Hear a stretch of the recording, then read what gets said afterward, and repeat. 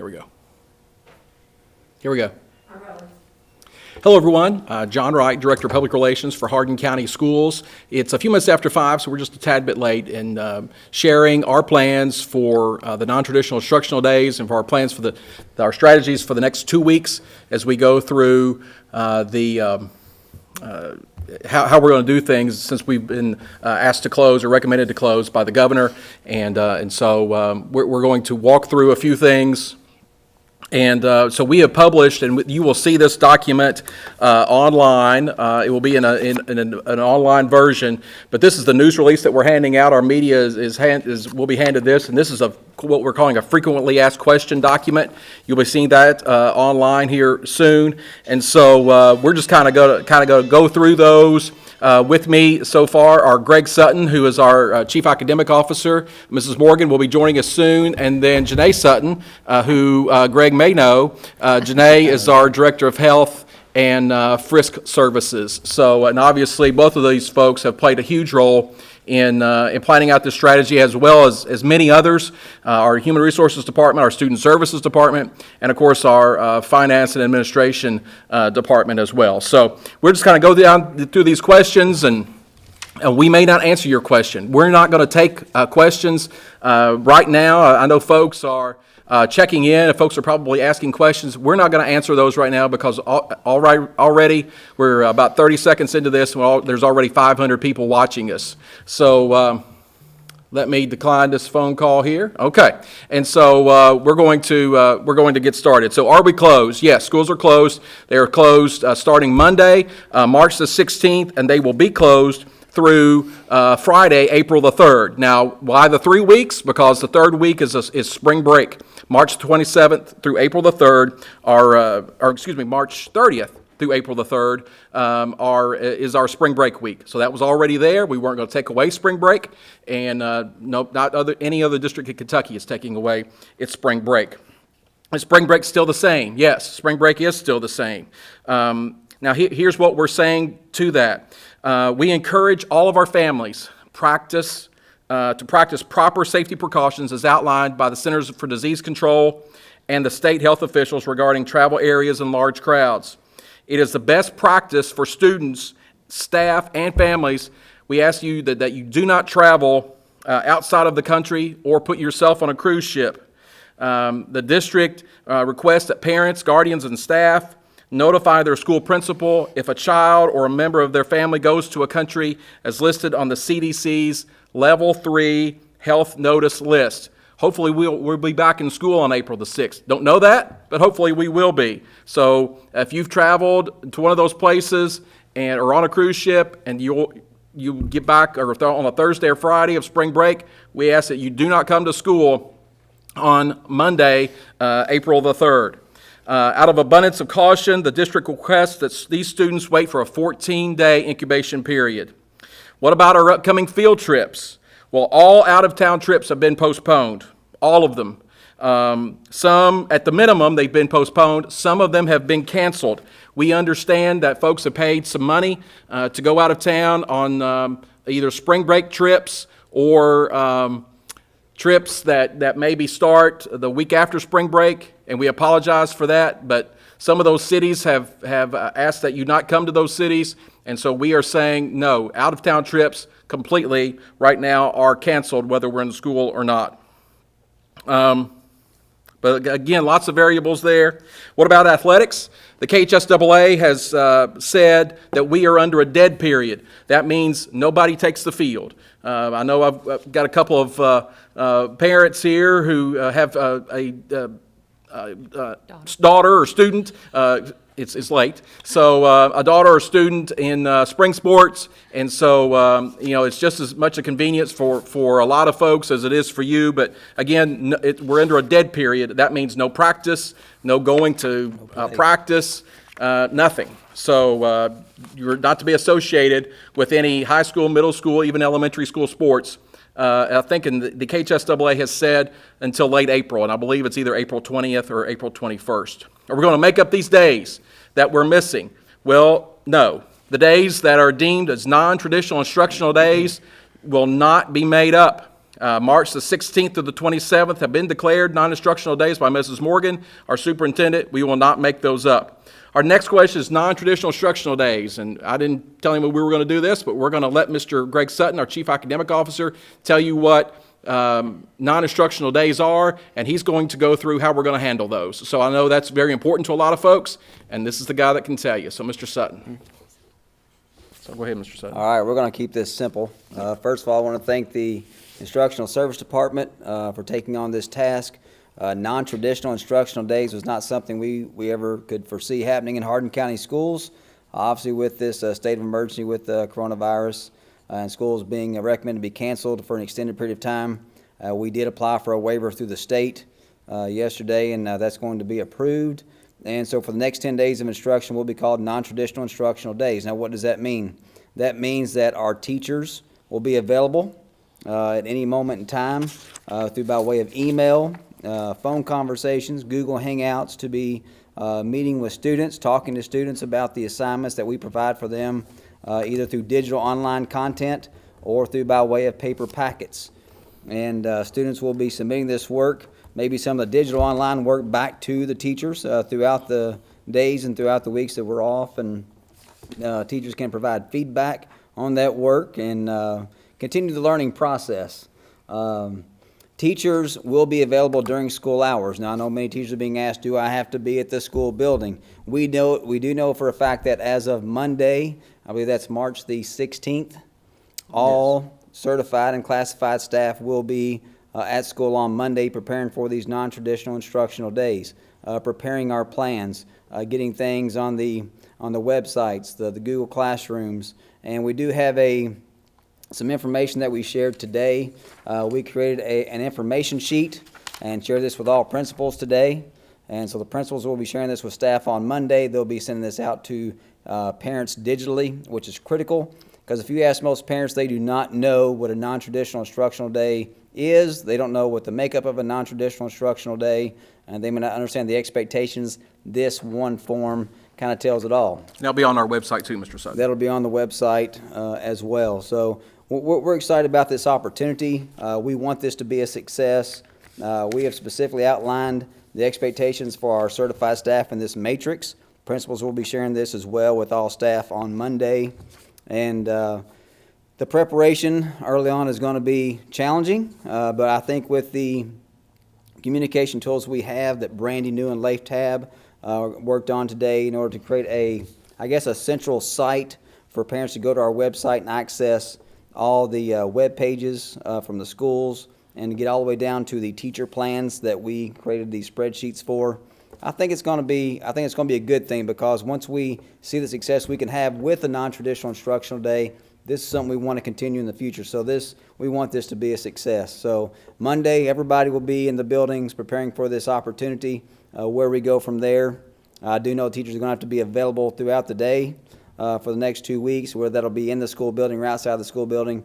I don't think that's yet to be determined. So definitely we'll see everybody on Monday, and I'll be available on my cell phone, my work phone, and I look forward to seeing where we take this process. So if you have any questions, feel free to give me a call as soon as you can.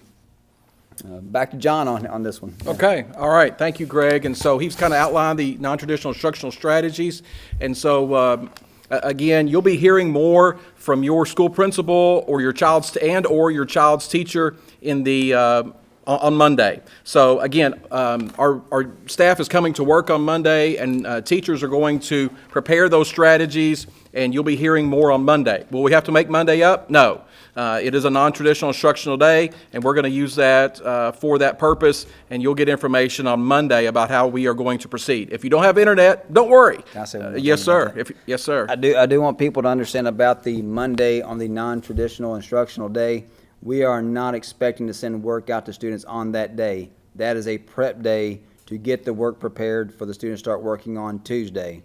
Still be counted as an NTI day, but there will not be any work sent out to students on that day, packets or digital online content. Just want to make that clear. Yeah, very, very good point. Very good point, Mr. Sutton. So, again, if you don't, you should get more information on Monday, and hopefully on Monday there will be a link on our website that you will see that will link to your child's lessons, and you may have to make several clicks. But Mr. Tab and our Instructional Technology Department is working on that, and you'll see that information on Monday. How we're going to feed students, that's a question that we've been asked a lot. Breakfast and lunch will be provided free of charge to all students who are aged 18 and under at our schools.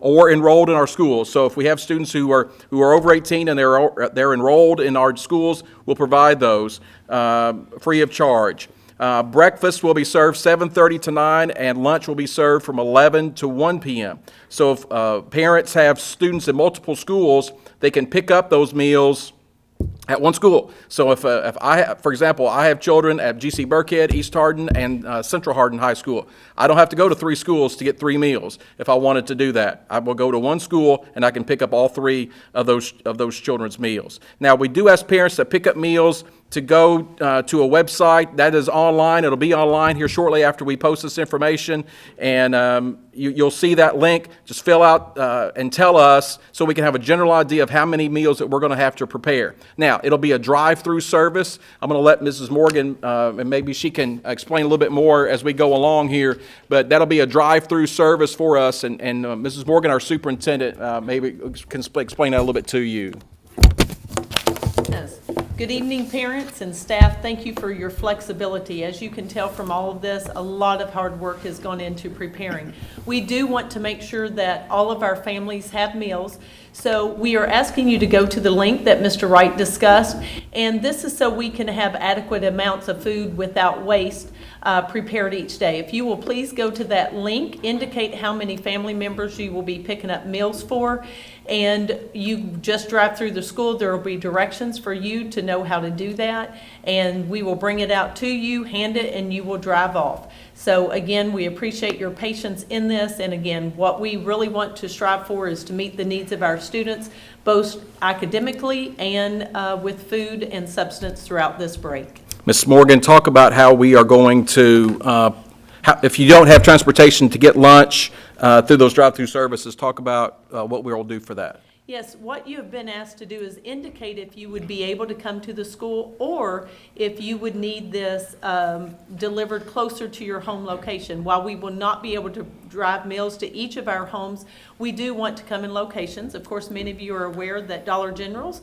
are in most of our communities, so it may be that we have a Cruisin Cafe or a van with meals. It will be noted that it's a Hardin County school vehicle, and you will be able to come to those locations to pick up meals for your students at those locations. Again, providing us with the address of where you live is important, because then we'll know how many families are at that location so that we can, again, plan accordingly. Okay, thank you, Mrs. Morgan. Mr. Sutton, can you talk about, the question is, how do we turn in NTI assignments? How do we turn those in once we get those finished? Ms. Wright, we actually surveyed the students to find out who had Wi-Fi at home with an appropriate device, say a laptop, a Chromebook, a computer workstation.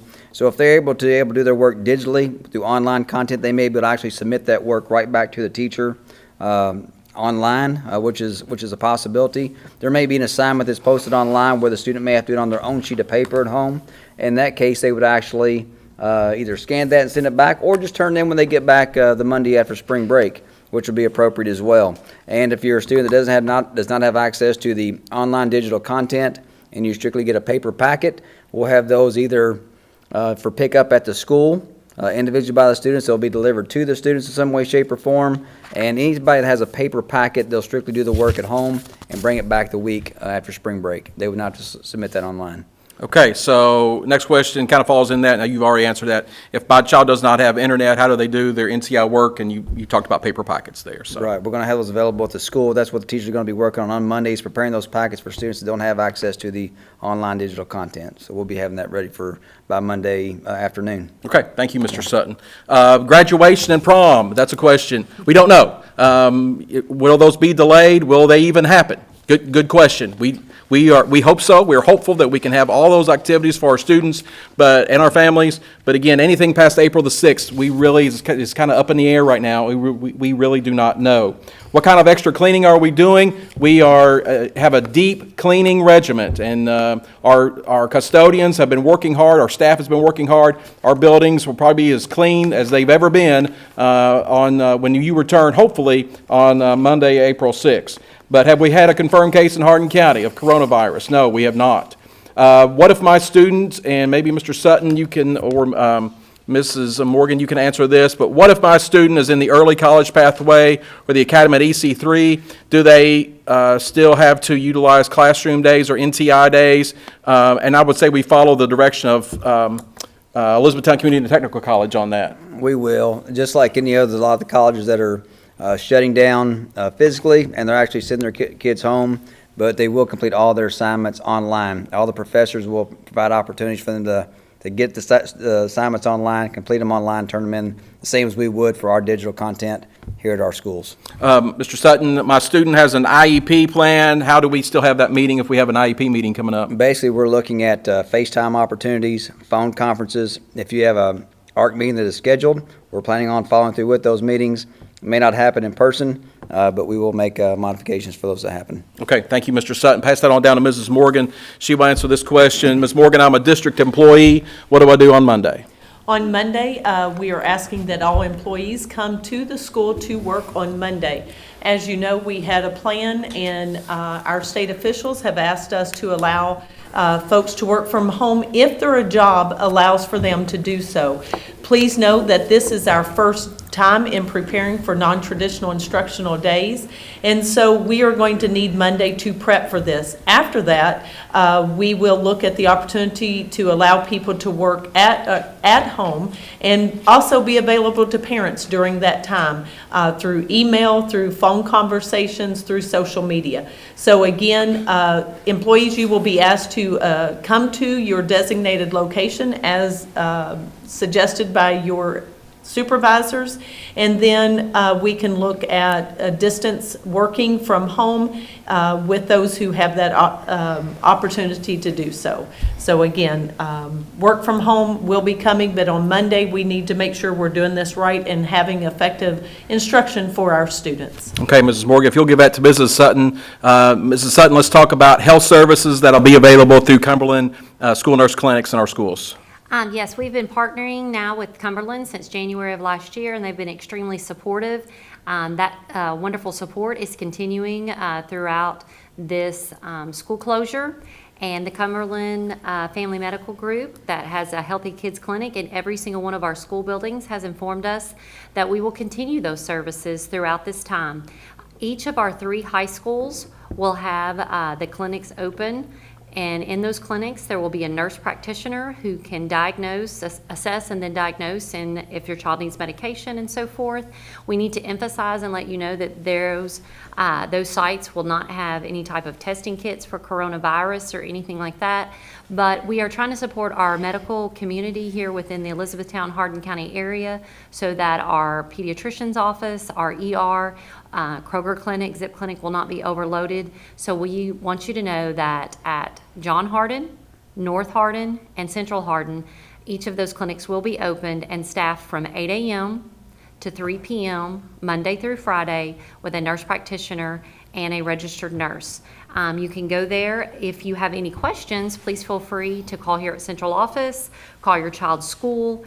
Additionally, 844-435-0900. That's 844-435-0900. If you need additional information, if you're looking to potentially want to know if the clinic is backed up and there's too many there to make somewhat of an appointment, but walk-ins are definitely available if you need services at North Hardin, John Hardin, or Central Hardin.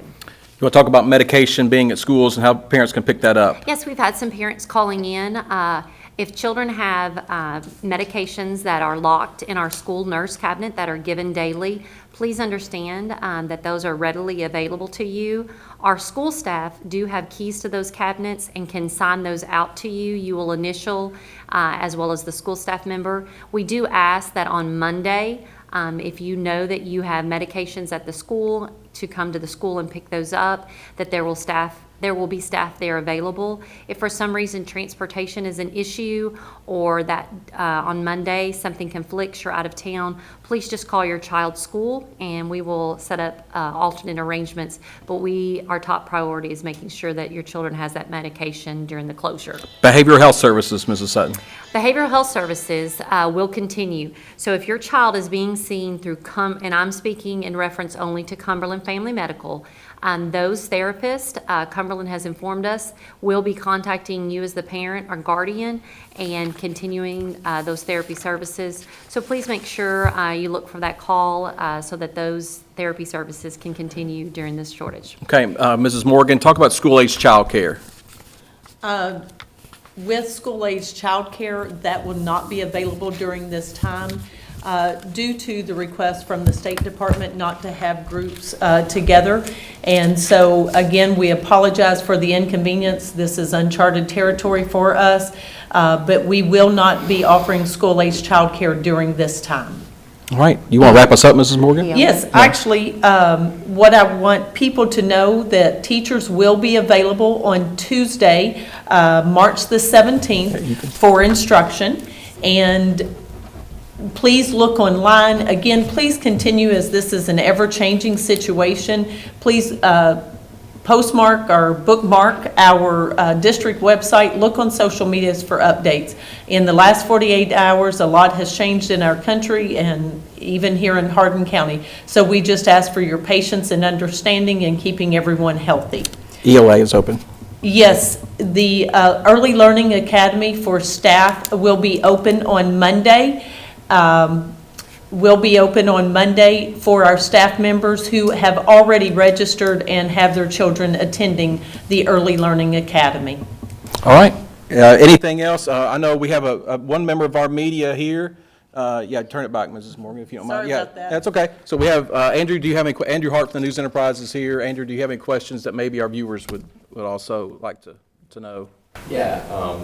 Just to be really clear, so teachers and staff will be in the schools on Monday. Yes. And teachers will also be in on Tuesday.